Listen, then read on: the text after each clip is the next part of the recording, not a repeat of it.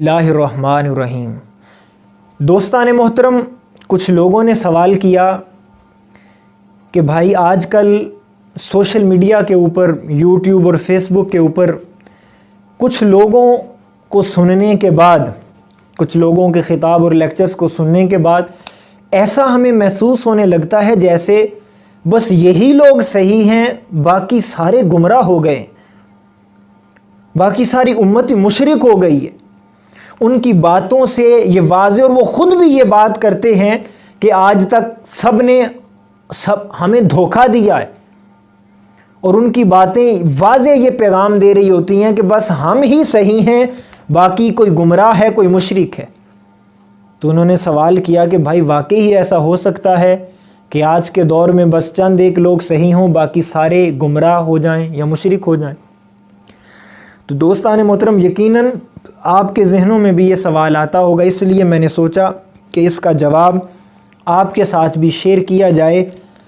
آئیے رہنمائی کے لیے آقا تاجدار کائنات صلی اللہ علیہ وسلم کی احادیث مبارکہ کی طرف چلتے ہیں، تاکہ بات پختہ ہو جائے اور دوبارہ جو گمراہ کرنے کی کوشش کر رہے ہیں لوگوں کو، ان کی یہ کوشش ناکام ہے اور ناکام ہی رہ جائے۔ دوستان محترم، میں آپ کے سامنے حدیث پاک پیش کرنے لگا ہوں۔ یہ حدیث کی کتاب میرے سامنے ہے، بخاری شریف کی حدیث پاک ہے۔ امام بخاری اس حدیث پاک کو کتاب المغازی میں بھی لے کر آئے ہیں، اور اس کو کتاب المناقب کے اندر بھی لے کر آئے ہیں۔ اور کتاب المناقب کے اندر امام بخاری لے کر آئے ہیں باب علامات نبوت فی الاسلام، اسلام میں نبوت کی علامات کے باب کے ذیل کے اندر۔ اور یہ حدیث پاک صرف بخاری شریف میں نہیں ہے، مسلم شریف کے اندر بھی یہ حدیث پاک موجود ہے۔ تو مسلم شریف کے اندر جو حدیث پاک ہے، اس حدیث کا نمبر ہے 2296۔ تو اب یہ حدیث بخاری اور مسلم دونوں میں ہو گئی، تو لہٰذا یہ متفق علیہ حدیث پاک ہو گئی۔ پھر اس کے بعد یہ سنن نسائی شریف کے اندر بھی حدیث پاک ہے، حدیث نمبر 1954۔ پھر صحیح ابن حبان کے اندر بھی یہ حدیث پاک موجود ہے، حدیث نمبر 3198۔ اس کے بعد پھر سنن ابی داؤد کے اندر بھی حدیث پاک موجود ہے، یہ حدیث نمبر 3223۔ پھر اس کے بعد المعجم الکبیر کے اندر بھی حدیث پاک موجود ہے، اور حدیث نمبر ہے 7671۔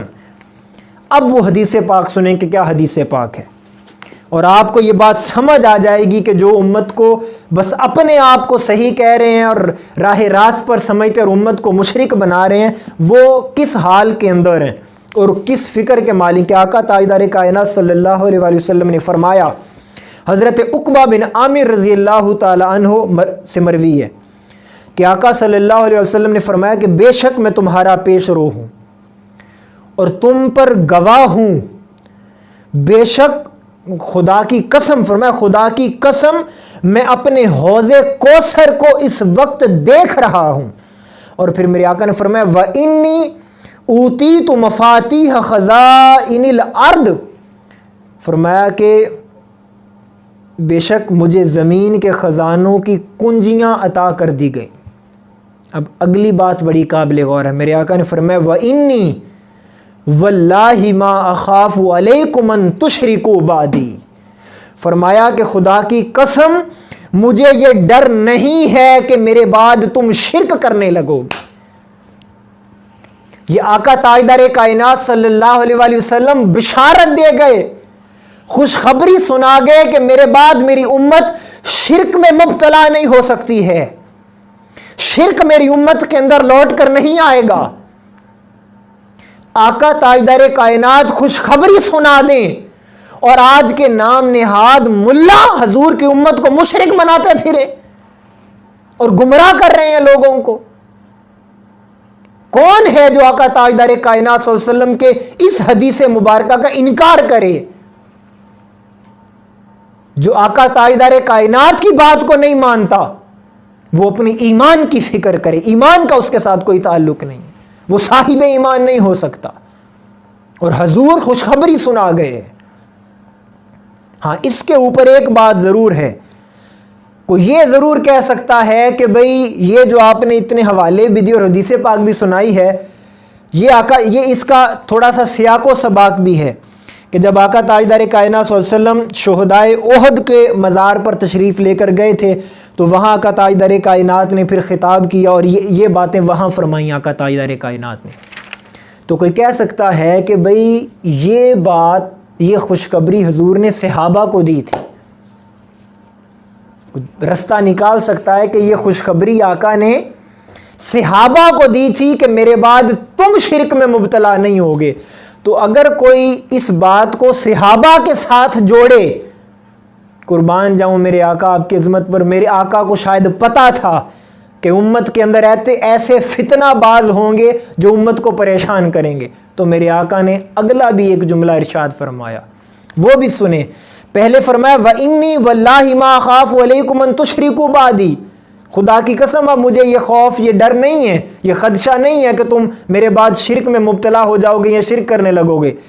وَلَكِنْ اخاف علیکم ان تنافسوا فیہا، بس اس بات کا خوف اور ڈر ہے مجھے کہ تم دنیا کی محبت میں مبتلا ہو جاؤ گے، دنیا پرست ہو جاؤ گے. تو وہ جو لوگ اس بات کو جوڑیں خوشخبری کو صحابہ کے ساتھ کہ صحابہ شرک میں مبتلا نہیں ہوں گے، آقا نے فقط صحابہ کو یہ خوشخبری دی تھی، تو پھر دنیا پرست ہونے والی بات کو بھی تمہیں صحابہ کے ساتھ جوڑنا پڑے گا. اور اتنی جسارت اور ہمت کسی میں نہیں ہے کہ کوئی صحابہ کو دنیا پرست کہے، کوئی یہ بات کرنے کی ہمت اور جسارت کرے کہ معاذ اللہ حضور کے بعد صحابہ دنیا کی محبت میں مبتلا ہو گئے تھے. نہیں، میرے آقا تاجدار کائنات صلی اللہ علیہ وآلہ وسلم قیامت تک آنے والی امت کو دیکھ رہے تھے، اور آقا تاجدار کائنات نے یہ باتیں قیامت تک کی اپنی ساری امت کے لیے کی، اور یہ خوشخبری بھی اپنی امت کو عطا فرمائی کہ میرے بعد تم مشرک نہیں ہو سکتے. شرک کا خاتمہ میں محمد مصطفیٰ صلی اللہ علیہ وسلم نے ایسے کیا ہے کہ شرک پلٹ کر میری امت کے اندر نہیں آئے گا. اور قربان جاؤں اس حدیث پاک کے اندر جو پہلی دو باتیں میرے آقا نے فرمایا میں حوض کوثر کو دیکھ رہا ہوں اپنی آنکھوں سے. تو دوستان محترم، یہ ایک ذوق کے لیے جملہ کہنا چاہتا ہوں، آقا تاجدار کائنات فرش پر کھڑے ہو کر حوض کوثر کو دیکھ رہے تھے. تو جو نبی فرش پر ہو کر حوض کوثر کو دیکھ سکتا ہے، وہ نبی مدینہ میں رہ کر اپنے غلاموں کو نہیں دیکھ سکتے. اور پھر میرے آقا نے فرمایا کہ وَإِنِّي أُوتِيتُ مَفَاتِيحَ خَزَائِنِ الْأَرْضِ، مجھے زمین کے خزانوں کی کنجیاں عطا کر دی گئی ہیں. تو کون اب میرے آقا کے اختیار کا انکار کرے گا، جب حضور خود فرما رہے ہیں کہ اللہ تعالیٰ نے خزانوں کی چابیاں مجھ محمد مصطفیٰ صلی اللہ علیہ وسلم کے ہاتھوں میں عطا کی ہیں، مجھے دی ہیں. تو دوستان محترم، یہ آپ کے سامنے میں نے اس حدیث پاک کی روشنی کے اندر یہ بات واضح کر دی ہے کہ حضور کی امت مشرک نہیں ہو سکتی. امت کبھی بھی شرک میں، ساری امت مشرک نہیں ہو سکتی ہے.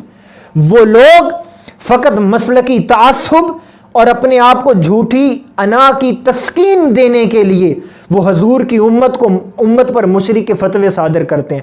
حقیقت میں وہ بتانا یہ چاہتے ہیں کہ ہمارا دین اسلام کی روح سے ہمیں شناسائی نہیں ہے، بس ہم اپنی فکر کو، اپنے نظریات کو، اپنی سوچ کو دین سمجھتے ہیں اور لوگوں کو وہ بتاتے ہیں.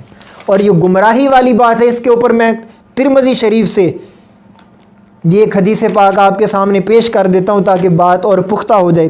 امام ترمذی نے کوٹ کیا کتاب الفتن کے اندر، حدیث پاک لے کر آئے ہیں. حضرت عبداللہ بن عمر رضی اللہ تعالی عنہما روایت کرتے ہیں کہ آقا صلی اللہ علیہ وسلم نے فرمایا ان اللہ لا یجمع امتی علی ضلالۃ، کہ اللہ تعالیٰ میری امت کو گمراہی پر جمع نہیں فرمائے گا.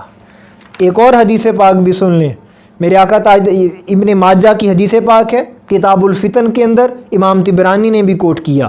حدیث پاک حضرت انس بن مالک رضی اللہ تعالیٰ عنہ راوی ہیں.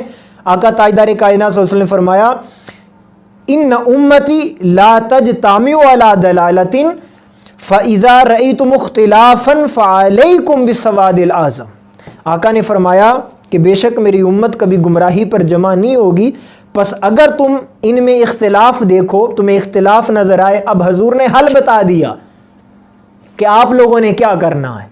فرمایا اگر تمہیں اختلاف نظر آئے نا تو فعلیکم اختلاف نظر آئے بسواد الاعظم تو تم سواد اعظم کے ساتھ ہو جاؤ، بڑی جماعت کے ساتھ ہو جاؤ، کثرت کے ساتھ ہو جاؤ۔ کیوں کہ کثرت نہ کبھی مشرک ہوگی نہ کبھی گمراہ ہوگی۔